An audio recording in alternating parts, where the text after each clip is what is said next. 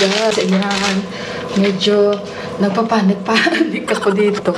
So, itatry natin to. Ilalagay ko to sa tinapay kasi sabi ni ate, spread mo yan. Tapos ilagay mo sa oven. So, ayun. Ito ang breakfast ni Johan. Wait lang. So, ito na siya guys. Oh, nilagay ko na. Ang cute ng kanyang bote.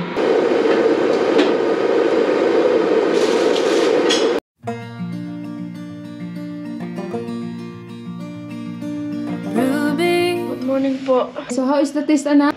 Inom pa siya ng wine. It tastes like chicken. Tastes like chicken daw. But it's tasty. Thank you, Tita Japan. Thank you, ate.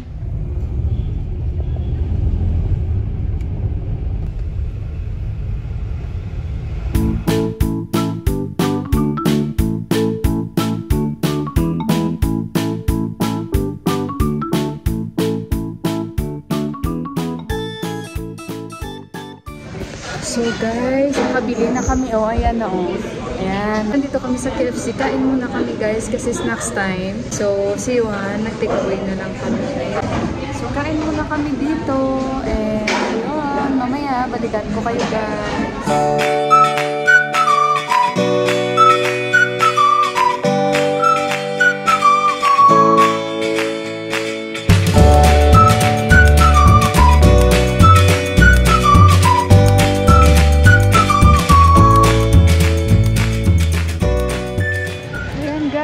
Antay lang kami ng aming masasakyan. Wala pa siya. Nag-take away na rin kami. Yan o, yung sa likod ko. Yan yung KFC. Tapos, Pizza Hut. Yan yung Pizza Hut nila dito. Yan o. Pero hindi ko type yung pizza nila dito sa Pizza Hut, guys. So, ayan. At mag 4 o'clock na. At saka, hindi naman ganun kalayo. Yan dito sa amin, guys. Itong Batbatini na ito. Although talagang sasadyain ito. Andito na yun guys yung sasakyan namin. Mamaya ulit. Dito na kami sa bahay. Ito na yung mga nabili namin. Oh, yung kettle. Mahal yung mga ganito guys na may mga brand talaga o may mga pangalan. So, ang price nito guys is nasa 6,000 rupees. And may 1 year warranty. 6,000. Ayan, nasa 5,353. Siguro naka-discount kami. Yes, may discount kami kasi nga may membership card kami guys. May discount siya. So, nasa 6,000 ito. Ngayon is nasa 5,353. Ayan yung resibo niyo. Oh, Black & Decker. Yung sa una guys, nasa 5,000. Tapos, nakabili din kami ng pressure cooker. Yung ito, kasi nga yung pressure cooker namin guys. Diyos ko guys, ang luma-luma na naman pressure cooker namin. So, kaya ayan, bumili kami nito. Ilang liters ba itong nabili namin? Nepal to guys, maganda rin naman itong quality. Minsan, mas prefer ko gumamit yung sa Nepal na pressure cooker kasi talagang proven ko na siya na safe pa siya. Kahit buksan mo siya, pero hindi siya yung delikado na magbubukas siya agad. Hindi guys, kaya sanay na rin ako at maganda itong brand. So, 3 liters siya kasi ito lang. Kalumaan na yung pressure cooker namin. Tingnan nyo guys, dalawa yung pressure cooker namin, oh. Although, pwede naman ito paayos, magagamitin. Pero hindi na namin ito gagamitin. Pero sabi ni Ama, ipaayos namin to tapos ipapadala namin to sa village, sa kapatid niya. And yun pala guys, ang nabili kong kettle. Ipapakita ko rin sa inyo bakit ito ang pinili ko. May Philips din naman. Pero kasi ito na ang brand talaga na ginagamit ko. And nakabili ako. Almost same din siya. So ito, sira na talaga siya guys. So ito yung talagang hindi na siya gumana. 4 years na talaga. So it's time na talaga na i-give up ko rin. Although malaki talaga yung naitulong niya sa amin. Di ba kay Deepak, ang hanapin natin yung katulad talaga sa atin na nabili natin sa Dubai. O tingnan nyo, ito pala yung original price niya. O, ayan o. 6,050. So, may discount kami dahil membership doon, i-enter, tapos makakabot ka ng discount. Parang gano'n. Siyempre, sinet ko kanina, no? Kasi sabi ko kay Deepak, i-check talaga natin. Diba? So, ito yung pinili namin para at least proven na rin namin talaga na nagamit na talaga namin. So, ayan guys, at least nakabili ako. Sobrang happy ako. And ito, lagi kong nakakalimutan bilhin na sabi ko kay Deepak, yung can opener at the same time, bottle opener. Nakakalimutan ko lagi. Kaya nabili ko na siya kanina. Ayan. O, diba? At least, 2-in-1 na siya. So, dito natin ilagay. 2 years warranty daw ito. So, ayan. Itatago natin sa box niya. So, chinek din namin naman ito. Kasi sabi ko kay Deepak, i-check natin maigi. Kasi mahirap na yung pabalik-balik pa tayo. Ganito siya, guys. Tago ko lang yung warranty agad. Ito na, oh. Yan. Hindi ka naman kabahan kasi safe naman ito, guys. Hindi naman siya yung puputok na delikado. Wala. So, ganito, guys. Yung mga pressure cooker nila dito. So, ayan. Binili namin kasi maganda din yung shape niyo, oh. Ayan yung mga magagandang brand dito. Hawkins, tapos Baltra. Baltra sana, sabi ko, parang hindi ko naman sa ulado yung Baltra. So, Hawkins kasi madalas nagagamit namin. So, ayun, tawag natin. Try natin yung kettle ko, guys. Try natin. Kasi kagabi si Daddy, ayan, tinry ni Daddy kagabi. Nahawa man ako kay Daddy. So, ayan, sabi ko, Daddy, huwag ka mag-alala. Bukas, sabi ko, bibili si Mila. So, itry natin. Ano, nilagyan ko muna ng tubig na normal lang.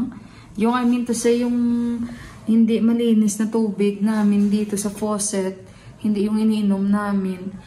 So, para at least mahugasan siya ng maigi.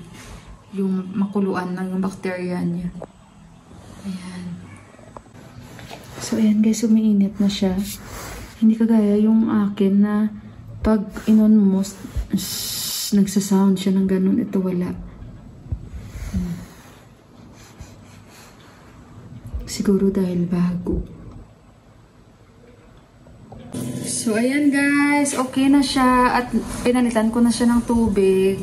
Ayan, 1.7 liter. So, okay na yan. At hayaan na natin.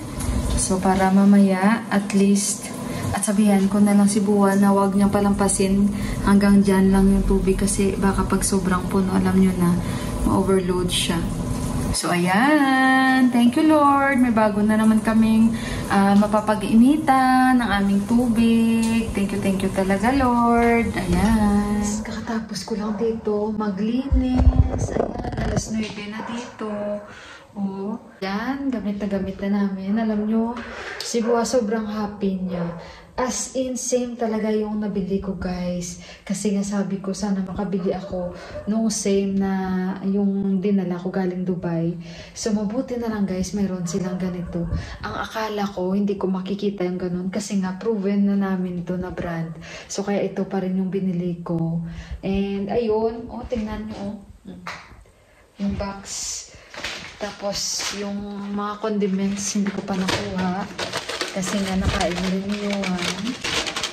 And, ayan, bukas, aalis din ako, guys. Kasama ko si Auntie. Kasi si Mandira, hindi ko siya pwedeng makasama dahil hindi pa maganda yung pakiramdam ni Mandira. Naiinis nga siya, guys, kasi grabe yung ubo niya. So, message ko si Auntie kasi si Auntie naman, lagi yung nagsasabi sa akin, Mila, if you need anything, kung gusto mong pumunta, kahit saan i-message mo ako.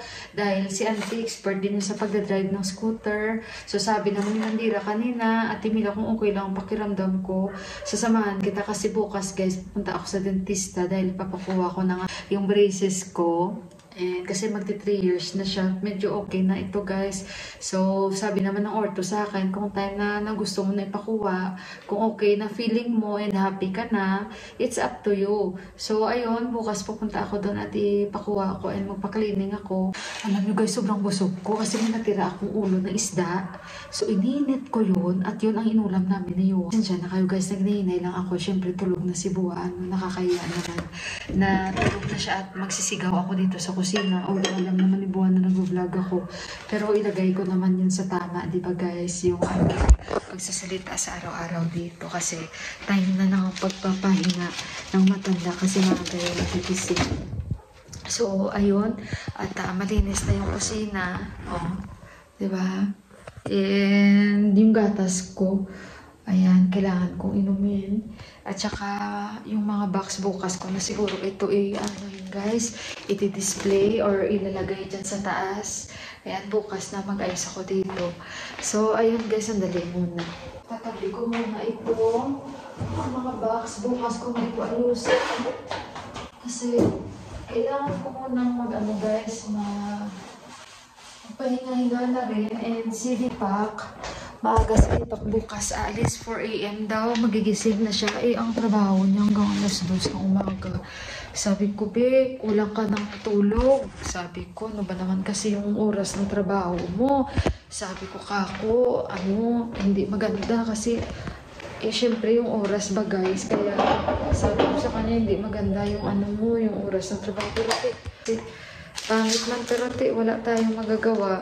Kailangan natin sundin. Sabi niya, pero mag-change pa yun. Sabi ko, sana sa... That's the jingle bell ride.